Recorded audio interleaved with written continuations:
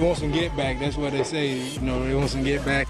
Welcome into Teal The Show. We've got a big game this week. I'm Jamal Saints here alongside Frank Frangie. Frank, this is a game that needs no introduction, right? We know who the Kansas City Chiefs are, and they're the team that ended the Jaguars season a year ago, and now Jaguars have a chance for maybe a little bit of overdue revenge. Well, I think bigger than that. I think this is a game for relevance. Very relevant here. We know this team. We know what they are. We know what they're about. We're excited about them. Some of the nation, some of the NFL gets it. Some don't. If the Jaguars win this game, notice has been served. That's what this is. This is the notice has been served game. It's not the end of the world if they don't win it, but if they win it, everybody's paying attention to Duval. Everybody pays attention if they win this game. That's what this game would mean for the Jags. That definitely will put them in the forefront of the front runners for that AFC title toward the end of the season. Starting the year 2-0 is definitely a big feat. The team is trying to look at this game just like any other game, but they do know what's on the line. We beat them, in the regular season. We still got to play next week. It ain't like this Super Bowl. We just out there. It's the next game. We win. It's gonna be a great feeling. Get a win at home, but then we got to get ready for Houston. So we ain't thinking too much into it. Just playing ball. Now, while this may be just another regular season game, this is the type of game that, as you mentioned, it serves notice to everyone. When you take down the defending Super Bowl champions, it says something about your team. The math matters. There's no question, Jamal. The math matters. We all know that.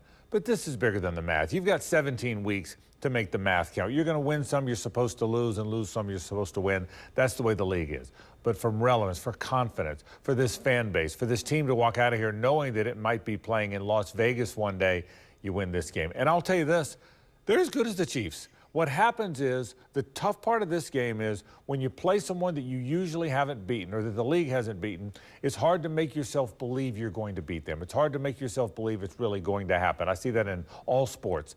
If the Jags win this one, well, that belief is there for the long haul. The confidence, the emotion, the psychology that would come from winning this game is enormous. I think that's even bigger than what it does for the standings. I really believe that. The belief would definitely be a big part of what the Jaguars would get from this game, despite just getting a 2-0 record, which is a fast start to the season, which is something we've talked about at length in this show, of the Jaguars wanting to get those fast starts to the year. Now, to get the fast start, to beat the Kansas City Chiefs, you have to do one thing that is very simple to say: slow down Patrick Mahomes. But it's very hard to do out on the field. The things that Patrick Mahomes can do are some things that other quarterbacks struggle to do, and he just makes them look easy. And that's what the Jaguars defense knows their challenge is on Sunday.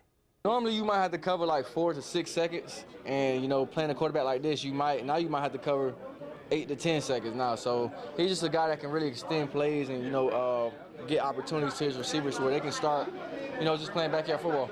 With a guy like Pat, he'll throw it all over the field from whatever position, running right or left. So, you can win and lose some. You just want to win more than you lose, for sure. Yeah, the defense has to walk a very fine line, Frank. You want to put pressure on the quarterback, flush him, not let him sit in the pocket, but that's when it feels like Patrick Mahomes is at his best. When the play breaks down, you're outside of structure, and it's almost like backyard football. Patrick Mahomes is basically unstoppable, it feels like. Jamal, these are the Jordan Bulls. Are you old enough to appreciate the Jordan Bulls? These are the Jordan Bulls. You don't have when Jordan, you were scared to go up on him because he'd run by you and dunk. You were scared to stay off him or he'd make the jump shot. Patrick Mahomes can do everything.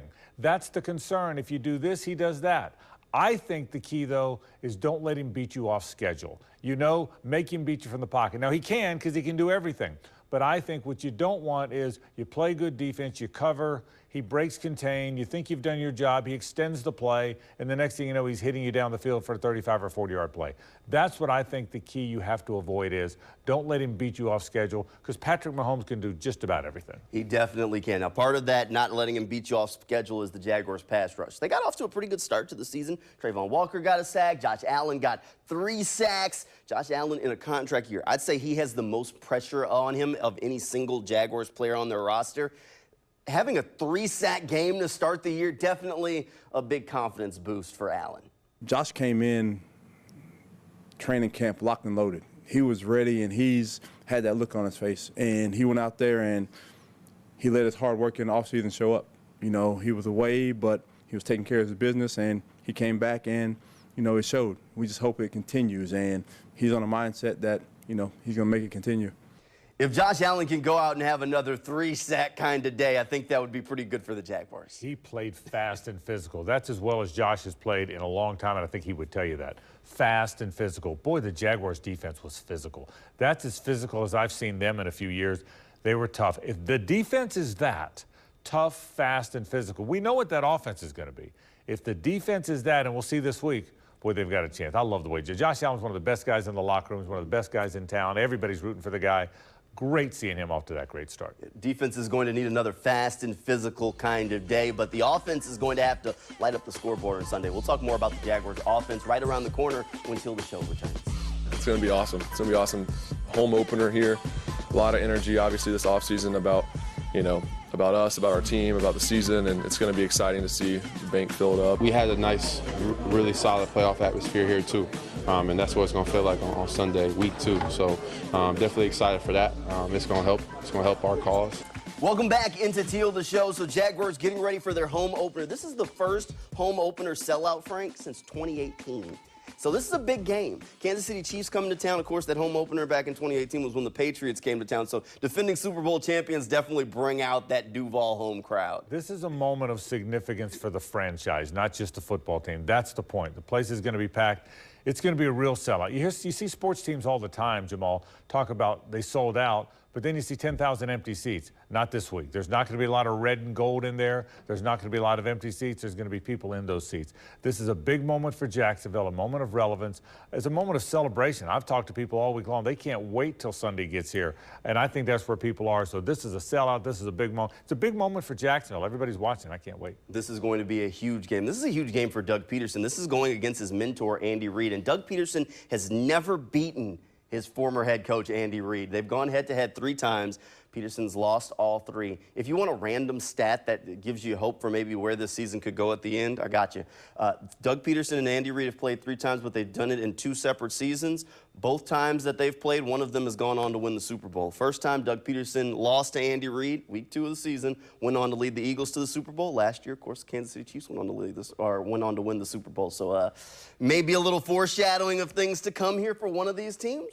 Well, the bottom line is, don't overthink it. There's 2 of the best coaches in the league. Yeah. That's what it is. There's 2 really good coaches. That's why it's not a surprise. They're both really good at it. They know each other. They won't talk during the week. I can tell you there's not a lot of conversation during the week, even though they're good buddies, because they're going to respect each other's time. But this is a big moment for all of them. Again, but get away from the emotion and the relationships. This is just a big time for the Jags to shine. I'm excited about it. Now, one guy that's going to need to shine on Sunday is Trevor Lawrence. We talked early in the show about the quarterback for the other team. Got to talk about 16, right? Yeah. So Trevor Lawrence isn't going directly against Patrick Mahomes, but at the end of the day, partially, that Jaguars offense does square off with the Chiefs offense, because we know the Chiefs offense is going to put points on the board. So that means the Jaguars offense has to score at least 1 more point than them if they want to walk out with the win. Make no mistake about this. No matter how much players and coaches will downplay this, you are measured by how you play when you're in the game with the other star. I know that Patrick Mahomes and Trevor Lawrence are never going to be on the field at the same time, but don't kid yourself. In the court of public opinion, in the court of media opinion, you are often measured by how well you play when the other guy is in the same game that you're in. So don't kid yourself. This game will have a lot to do with how people perceive Trevor Lawrence, and if he beats Patrick Mahomes head-to-head, everybody's going to be talking about this. I said this earlier on our radio show. I wouldn't be surprised if by the time the season's over, he's looked at as the second guy. Right now, Burrow's ahead of him in the mind of the court of public opinion. Probably Josh Allen's ahead of him. Jalen Hurts might be. But by season's end, I think Trevor's right in that 2 or 3 quarterback group. I really believe that. That would definitely mean good things for the Jaguars over the course of the season if he does get there. All right, Frank, we kind of skipped our picks last week because I knew we agreed on these. Yeah. This go around a little bit more of a different selection. Do you think the Jaguars are going to win on Sunday? Do I think they're going to win, or am I going to pick them to win? Those are 2 different questions. Oh, okay. I am not going to pick them to win the game. All right. I am, because I'm not going to be the guy that jinxes this. I think you've got to beat that team before I'm convinced you're going to beat that team. So I'm going to pick the Chiefs to win the game. But the Jags absolutely can win the game, and this is a toss-up game for me. This is not, well, the Jags aren't good enough and the Chiefs are better and lucky to be in the game and you need to steal a possession. This isn't that steal a possession game anymore. This is 2 teams that are pretty even. I'm going to pick the Chiefs only because they're so accustomed to games like this, but it wouldn't shock me at all if the Jags win, and I'd be the happiest guy in town. This is definitely a tough game for the Jaguars, and one that when you look at it, like I said, as soon as the Chiefs lost week one, I said, that just made that game tougher. So the Chiefs and Andy Reid aren't the kind of group that lose back-to-back games. It rarely ever happens. They're definitely not a team that's going to start the year 0-2. But somehow, some way, I think the Jaguars get it done. I think they're going to win on Sunday, and I think the Duval fan base is going to be what kind of pushes them over the edge. They're going in all teal. They want the fan base to be out there in a teal out. So, Duval, you got to be out there. You got to be loud. Show up like you did for the playoff game, because this is could be an early preview of what we see later on down the line if everything goes right for both of these teams. So it should be a fun one on Sunday. Frank, thanks for being here. Thank you at home for tuning in, everybody. And we'll see you on Sunday. Good night. Go Jags.